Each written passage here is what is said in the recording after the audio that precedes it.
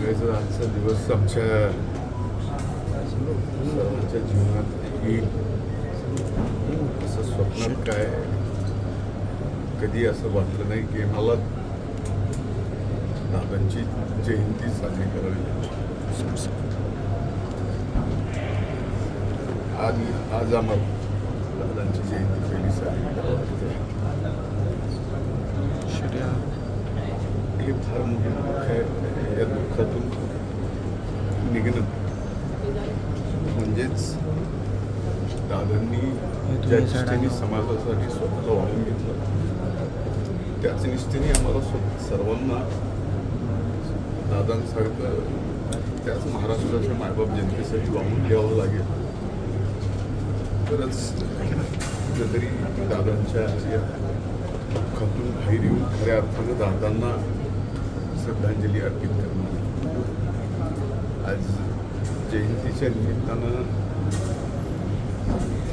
दादा म्हणजे दादांसारखे मी अनेक नेत्यांच्या हाताखाली काम पण दादांसारखं व्यक्तित्व त्यांनी माझ्यासारख्याला ओळखलं ज्यावेळेस माझी ओळखही नव्हती.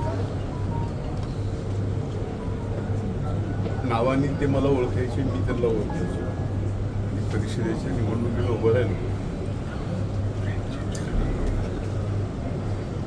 2010च्या त्या विधान परिषदेच्या निवडणुकीत पडणारा पराभूत होणारा धनंजय मुंडेला तिथून 2 मतं दादांनी दिली आणि मी त्यावेळेस निवडून आलो. म्हणून आज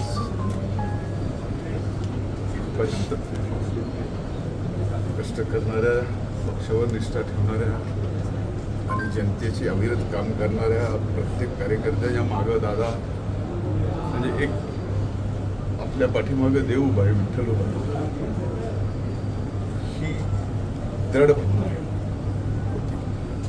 मला आजही ती ठेवून चालावं लागेल जरी दादा आपल्यात नसले तरी.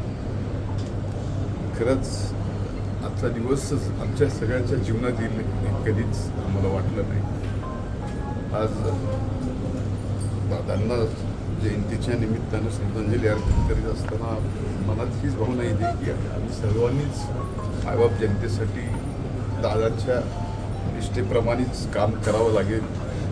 त्यांच्या वक्तशीरपणाप्रमाणेच हे मंत्रालय, हा परिसर इतका गजबजलेला, इतका सगळा, पण आज सगळीकडे पाहिलं की असं दादांचा आवाज, दादांचा वावर हा सगळीकडे दिसतो, त्याचा भासतो.